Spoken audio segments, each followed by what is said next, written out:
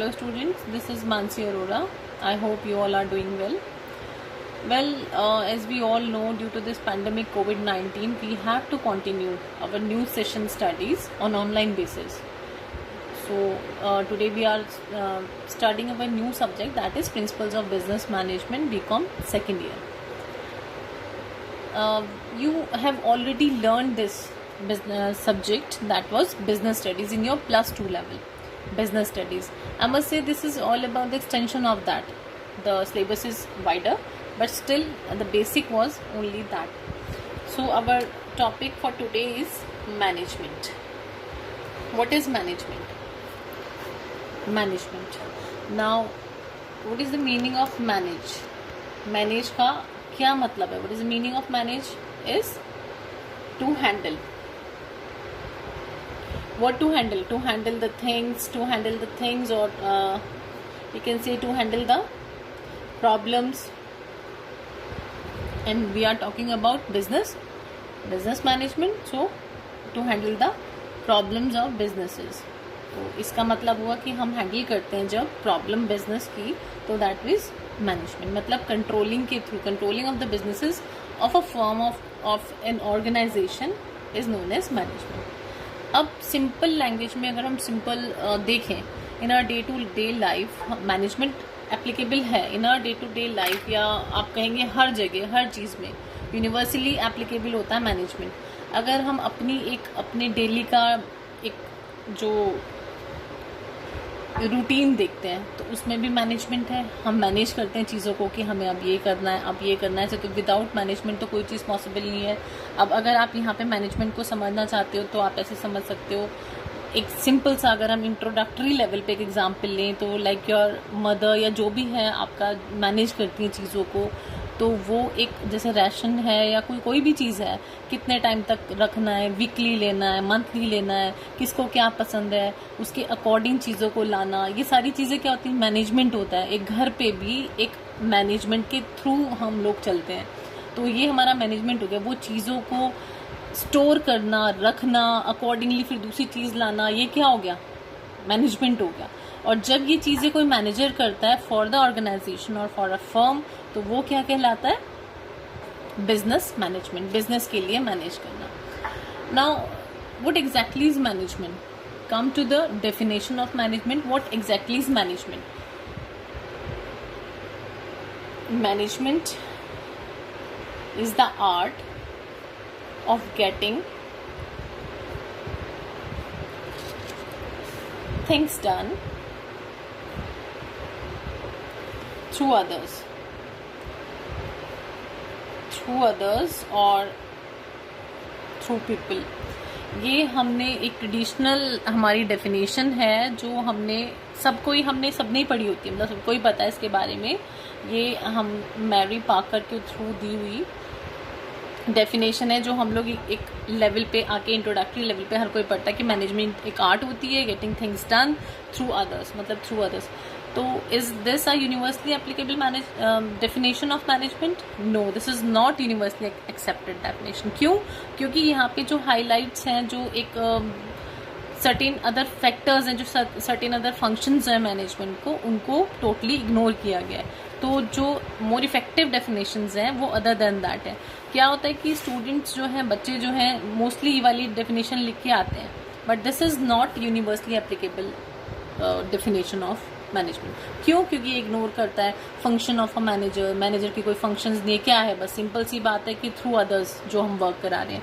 एक इग्नोर करता है जो एक साइंटिफिक एस्पेक्ट है मैनेजमेंट की, उसको भी इग्नोर किया हुआ है इसमें.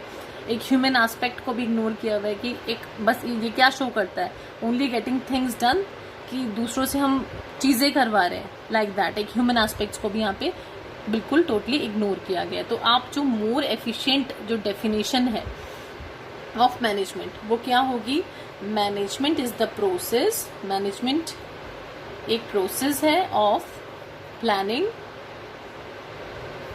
Organising,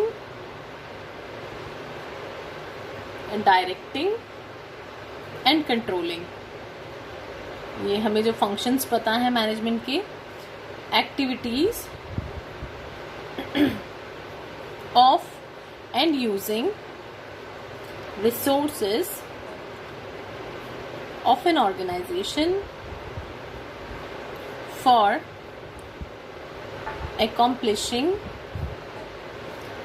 the organizational goals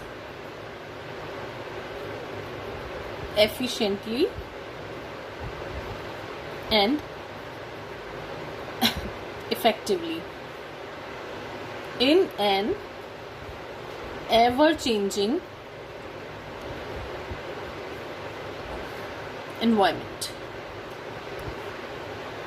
It contains all the factors, all the functions of management.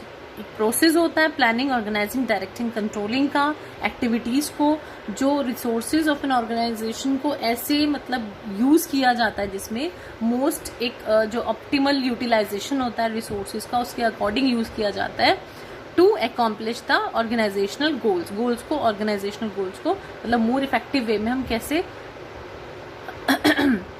ले सकते हैं, ऑब्टेन कर सकते हैं. ठीक है, इसमें हमारी सारे के सारे देखो टेक इनटू अकाउंट वेरियस जो फंक्शंस हैं लाइक पीओ जो हमारा होता है प्लानिंग, ऑर्गेनाइजिंग, डायरेक्टिंग, कंट्रोलिंग, ये सब भी है इसके अंदर. और ये एक उसको it also takes into account about organizational goals को इफेक्टिवली एफिशिएंटली कैसे ऑब्टेन किया जाता है, मतलब ऑप्टिमल यूटिलाइजेशन कैसे किया जाता है रिसोर्सेज का, उसके बारे में भी है. Now come to the point what is efficiently and effectively. ये टू डिफरेंट पॉइंट्स होते हैं. मतलब ऑप्टिमल यूटिलाइजेशन, हम सिंपल सी एक बात लेके चलते हैं कि ऑप्टिमल यूटिलाइजेशन रिसोर्सेज का, लेकिन अगर पूरा आप इंट्रोडक्टरी लेवल पे मतलब पूरा आप अच्छे से पढ़ें तो efficiency and effectiveness, what are the difference in both of these? Efficiency and effectiveness. The difference is efficiency का क्या मतलब होता है?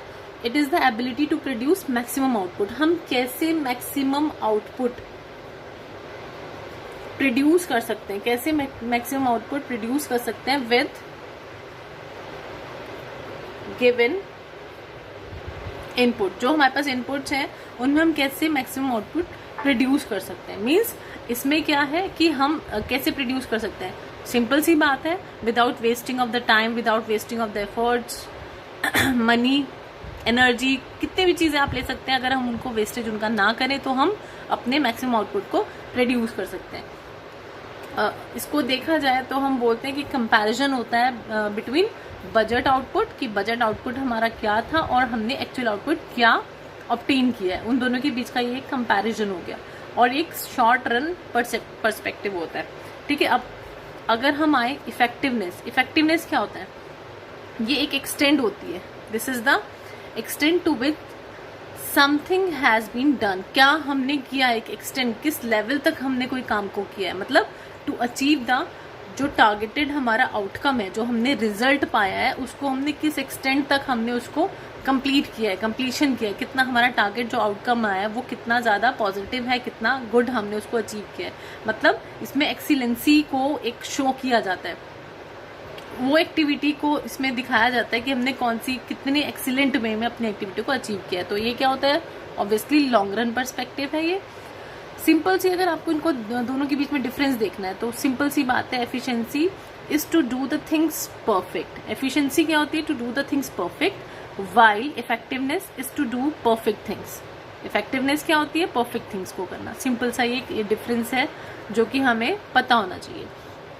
अब इसमें ये चीज भी, ये फैक्टर भी आ गए. कंप्लीट डेफिनेशन कैसे है? जो ये कंप्लीट मैंने आपको बोला कि this is the complete definition of management, क्योंकि इसमें सारे फैक्टर्स, हमारे फंक्शंस भी आ गए, कैसे हमें वर्क करना होता है मैनेज करने के लिए चीज़ों को, हमें ज़्यादा से ज़्यादा प्रोडक्शन चाहिए, आउटपुट चाहिए मिनिमम इनपुट के अंदर.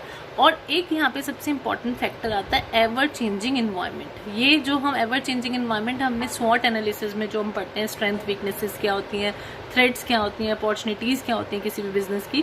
तो एवर चेंजिंग इन्वायरमेंट जो हमारा होता है, मतलब जिसमें हमारे इंटरनल फैक्टर्स होते हैं और एक्सटर्नल फैक्टर्स होते हैं. एक्सटर्नल फैक्टर्स, अब इंटरनल फैक्टर्स हमारे क्या होते हैं? These are controllable. जो हमारे कंट्रोलेबल फैक्टर्स होते हैं, दीज आर एक्सटर्नल फैक्टर्स. और ये हमारे क्या होते हैं? अनकंट्रोल, जो नॉन कंट्रोलेबल फैक्टर्स होते हैं. ये हमारे होते हैं एक्सटर्नल फैक्टर्स। ठीक है, ये क्या है? Obviously these are environmental factors. Environmental factors होते हैं जो हमारे हाथ में नहीं होते। ठीक है, और ये कौन से होते हैं? जो एक सिंपल से अगर आप बोलेंगे तो मार्केटिंग मिक्स के अगर आप 4 P's लें, प्रोडक्ट है, प्राइस है, प्लेस है, प्रमोशन है, एडवर्टाइजिंग आपको कितनी करनी है आपके हाथ में है। प्लेस, प्राइस, प्रोडक्ट आपको कैसा चाहिए, कि क्या क्वालिटी आपको रखनी है, ये सब चीजें आपके हाथ में। तो आप तो आप 4 P's इसमें इन्वॉल्व कर सकते हो। लो मार्केट अगर आपका शेयर है, आपको कैसे उसको रेज करना है, मार्केट शेयर इसमें आ सकता है कि आपको क्या क्या चीज़ें कैसा डेवलपमेंट करना है, क्या कर रहे हैं अपने प्रोडक्शन को मैक्सिमम करने के लिए। आपका अगर लैक ऑफ स्किल्ड आपके पास एम्प्लॉयज़ है तो आप उनको कैसे, आप स्किल्ड एम्प्लॉयज़ को कैसे ला सकते हो। उसके बाद हो गया आपका, अगर किसी भी तरह का मतलब कोई प्रोसेस है, कोई प्रोसीजर्स हैं जो आपके अच्छे से नहीं अप्लाई हो रहे हैं, आपके जो फर्म है, आपका जो भी कोई भी मैनेजमेंट है वहाँ पे एप्लीकेबल नहीं हो रहे प्रोसीजर्स आपके, उसको आप कैसे एडवांस कर सकते हैं। अब हमारा आता है एक्सटर्नल फैक्टर्स। एक्सटर्नल फैक्टर्स हमारे कौन से होते हैं? नॉन कंट्रोलेबल फैक्टर्स कौन से होते हैं? हमारे पॉलिटिकल कंडीशंस क्या है, हमारी कंट्री की इकोनॉमिक कंडीशंस क्या है, उस पर तो हमारा किसी तरह का कोई कंट्रोल नहीं है। सोशो कल्चरल जो इन्वायरमेंट है हमारा वो कैसा है, टेक्नोलॉजिकल कंडीशंस क्या है। ठीक है, एक हमारा कंपटीशन कैसा चल रहा है मार्केट के अंदर, कंपटीशन क्या है मार्केट के अंदर, उस पर हमारा कोई कंट्रोल नहीं है। ठीक है, लीगल कंडीशंस जो है किसी भी कंट्री की, उन पर हमारा कोई कंट्रोल नहीं है।